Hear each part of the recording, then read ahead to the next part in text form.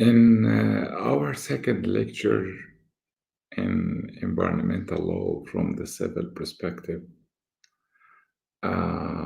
we'll be starting by the issue of policy assessment or the policy impact أو ما يمكن أن يوصف بأثر السياسة البيئية المتبعة على حياة المواطنين. Well, the policy assessment issue means the procedures involved in evaluating the social impact of government policies and judging the desirability of these impacts and communicating the judgment to the government and to the public. That's exactly what's known as the policy assessment. The researcher or all the environmental researcher main concern is to assess, evaluate the effect of government's environmental policy on its citizens. Because environmental policy involves the process of trading off between environmental values, technical feasibilities, and economic growth. يعني القرار البيئي أو تقييم القرار البيئي المتخذ وفق السياسة البيئية الحكومية ينطوي في حد ذاته على عملية اختيار أو مبادلة أو مقارنة بين القيم البيئية المراد الحفاظ عليها، المصلحة البيئية لهذا المجتمع، وبين النمو الاقتصادي التي تستهدف الدولة تحقيقه. It is very crucial to analyze its impact within a broader context in relation to the national development plan and the government limited resources. هناك رؤية بيئية عامة وهناك مصلحة اقتصادية يجب الحفاظ عليها وهناك أيضا موارد محدودة. The importance of this study lies in the insight it will provide into the performance of the Egyptian public policy in this hitherto unstudied area, as it will also help Egyptian policy makers improve the management of the country's natural environment and promote the management of the country's natural environment and promote the development of more effective policy formulation. Definitely. طيب, how the environmental issue rise in the Egyptian arena as a legal concern, or by different meaning, the rise of environmental concerns as a legal issue. كيف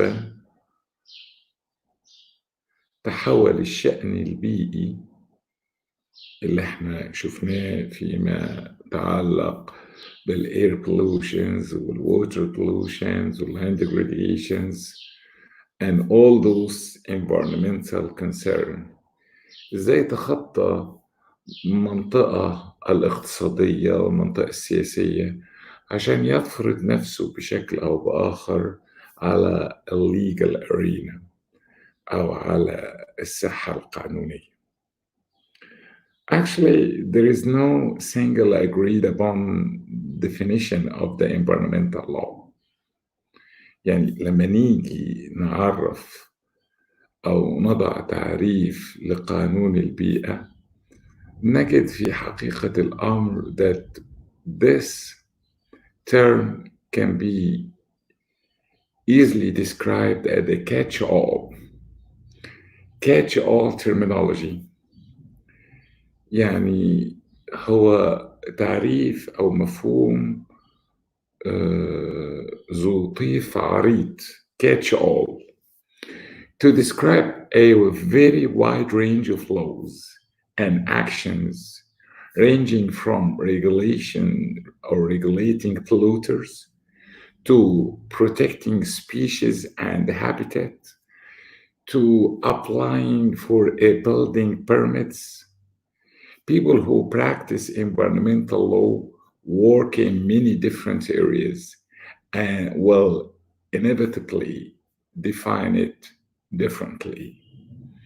يعني الطيف العريض للقانون أو لتعريف قانون البيئة بيجعله يوصف catch-all terminology لأنه ينظم العديد من المسائل المتنوعة بداية من مستويات التلوث البيئي، تنظيم وأحكام تلوث الماء والهواء والتصحر وما شابه، أيضا الحفاظ على العديد من الفصائل أو الفصائل النادرة أو الحيوانات النادرة أو ما يمكن أن يطلق عليه بالمحميات الطبيعية، إلى أن يصل حتى إلى تصاريح البناء وتصاريح إدارة المنتجعات السياحية وتصاريح إدارة المحلات. كل ده يمكن بشكل أو بآخر أو يمكن أن يتماس مع environmental law أو مع environmental issue. Thus, in my own point of view, or my opinion, the environmental law can easily be defined as the field of law dealing with the maintenance and protection of the environment.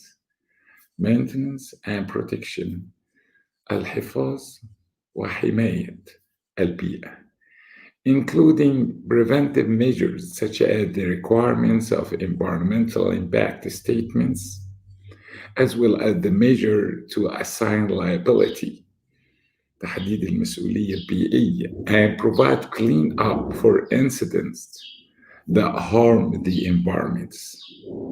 This is my definition for the environmental law. I'll say it again. The field of law dealing with the maintenance and protection of the environment, including preventive measures such as the requirements of environmental impact statements, as well as measures to assign liability, accountability, and provide clean up for incidents that harm the environment. Because most of the environmental litigations involves disputes with governmental agency regarding compensation, environmental law is heavily intertwined with an administrative and civil law.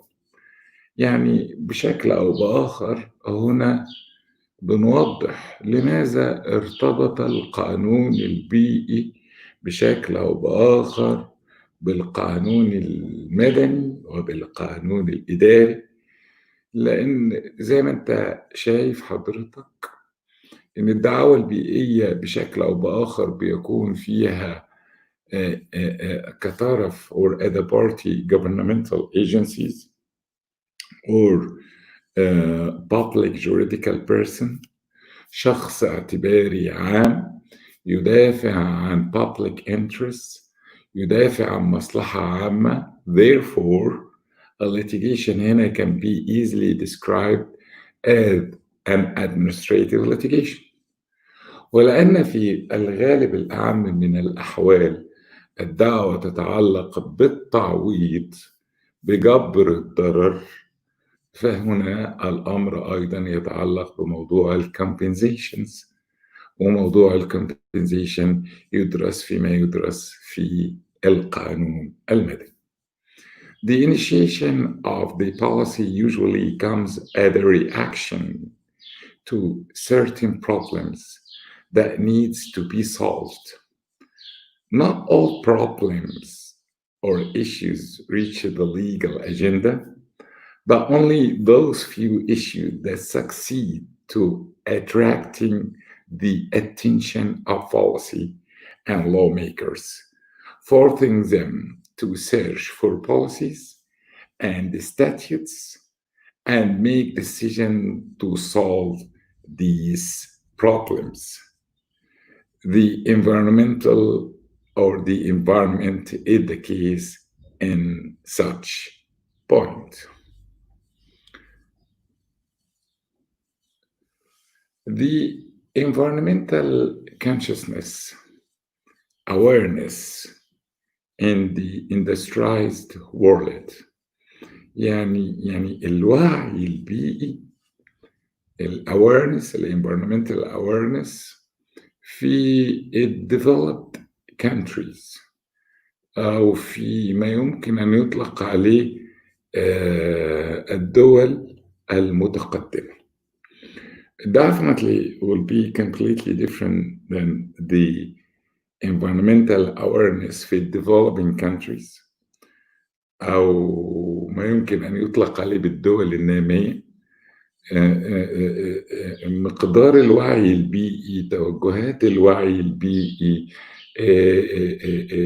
مناحي الوعي البيئي، the indicators of the environmental awareness هتختلف من الدول الصناعية إلى الدول النامية.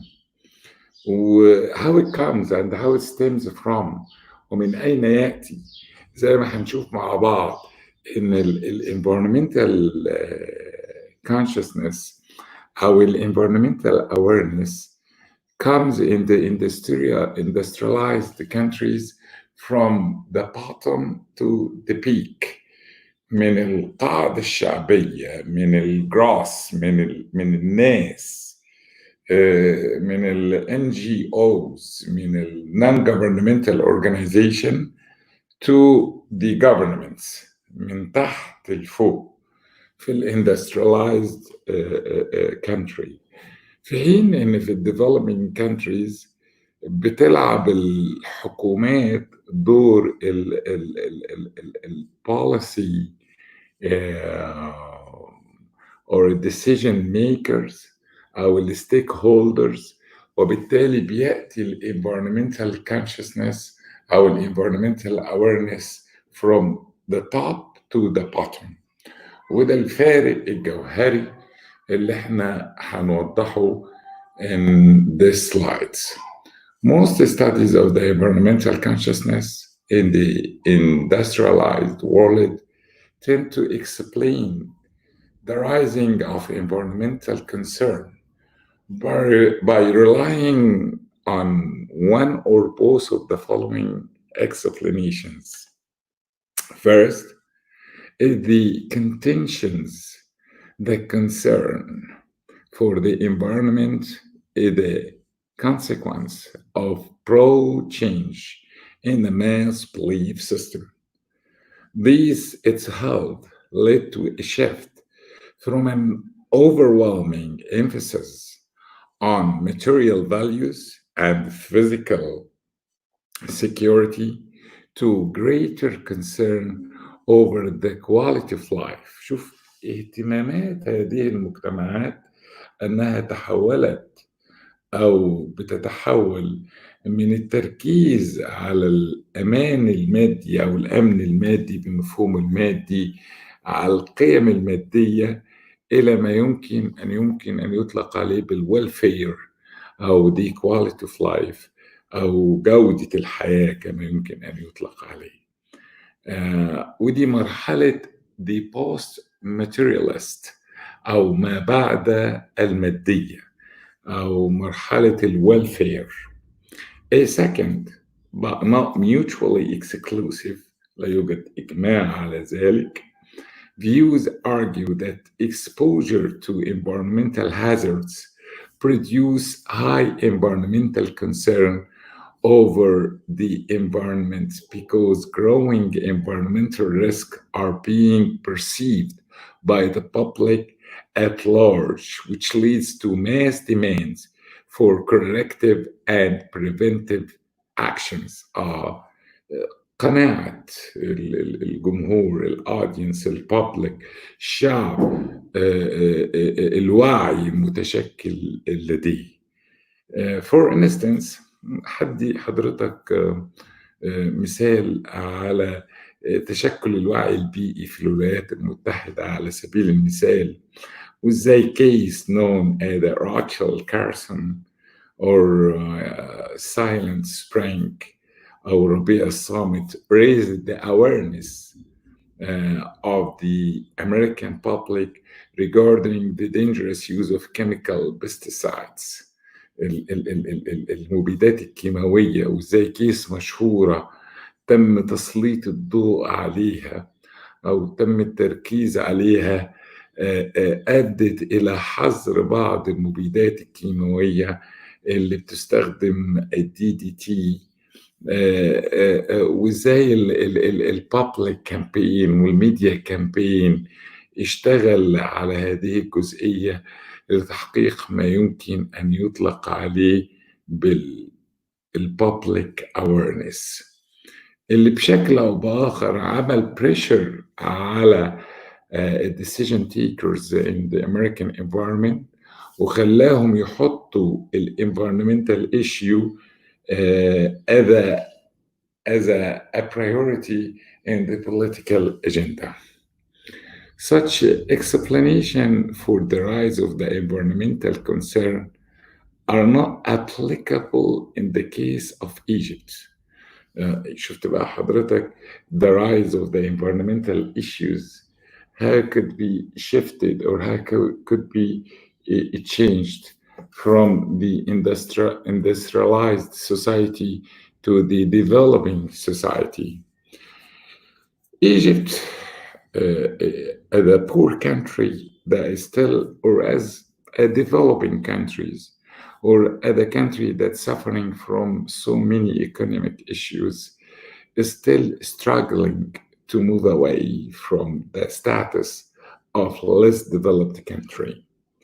It can hardly be argued that Egyptians have satisfied their basic needs and that their concern with the environment reflects a change in their value system, such as the desire to satisfy post-material demands.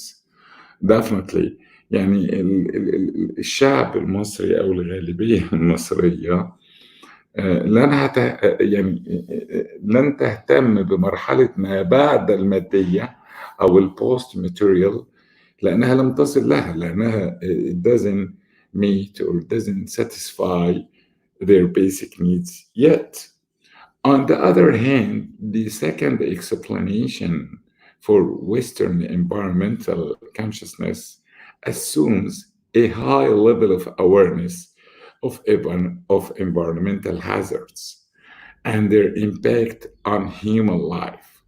This awareness is not widespread among Egyptians. Definitely هذا الوعي مرحلة ما بعد المجتمع المادي، مرحلة الويلفير لم يصل لها المجتمع المصري بعد. على العكس من ذلك، on the contrary, in today's Egypt, those who are the least likely to be exposed to environmental hazards are the most concerned with the environment. على العكس خالص، في المجتمع المصري الأقل عرضة للتأثير السلبي البيئي هم الأكثر انشغالا بالشأن البيئي، والأكثر عرضة للآثار السلبية البيئية هم الأقل انشغالا بالشأن البيئي.